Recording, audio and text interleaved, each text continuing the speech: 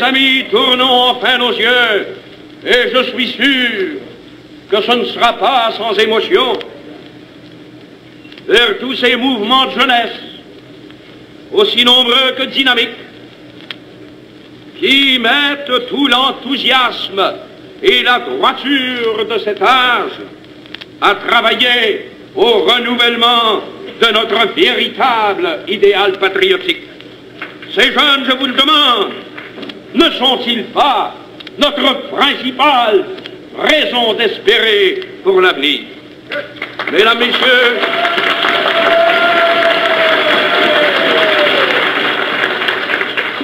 cette brève évocation que je viens de faire me permet de répéter que le duplessisme n'est pas le vrai visage de la province, mais qu'il en est plutôt le masque.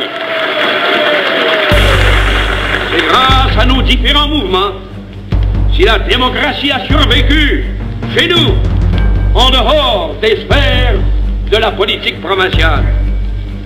Il est vrai de dire que dans la plupart des cas, ces progrès et cette démocratisation se sont faits en dépit du duplessisme et souvent contre lui. Mais il serait illusoire de penser, je vous le dis mes amis, que nous pourrons continuer indéfiniment dans cette voie sans l'appui et la contribution d'un gouvernement provincial soucieux du progrès et respectueux de la liberté. C'est une victoire pour les jeunes, n'est-ce pas, qui sont libérés du manque de sécurité pour l'avenir. C'est une victoire pour les mères de famille qui étaient inquiètes de l'avenir de la famille sur laquelle nous voulons centrer notre politique.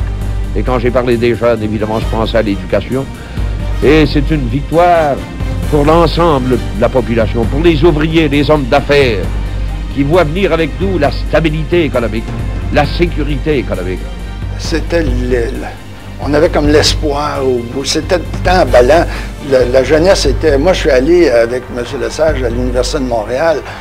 Il était reçu comme un sauveur. C'était une envie de changement que tout le monde avait. Mais à cette époque-là, sur les campus universitaires, il y avait un appui considérable pour le Parti libéral qui était énorme, en tout cas. Et quand il devait performer, c'était évidemment, comme on dit en anglicisme, un performeur extraordinaire.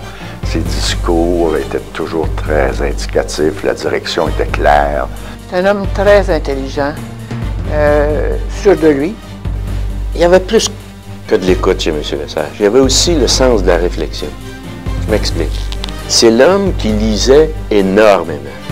Donc, qui cherchait dans les lectures le sens qu'on devrait donner, ou l'orientation plutôt, qu'on devait donner à une politique. Nous sommes 17 ans en retard.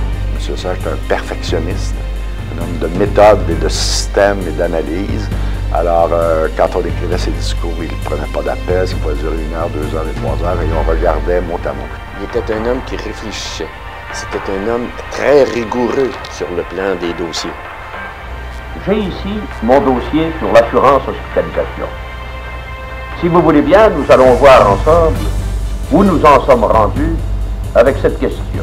M. Lesage est un formidable chef d'orchestre, mais ce n'est pas nécessairement lui qui avait écrit le livret et la musique. Il s'était, comme on le sait, entouré d'une équipe exceptionnelle. Encore les noms aujourd'hui, encore la résonance.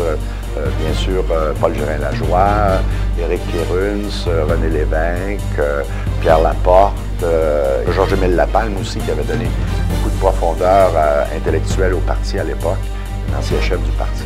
Je pense que ça, c'était important. L'équipe du Tonnerre, on n'a pas appelé ça l'équipe du Tonnerre pour rien.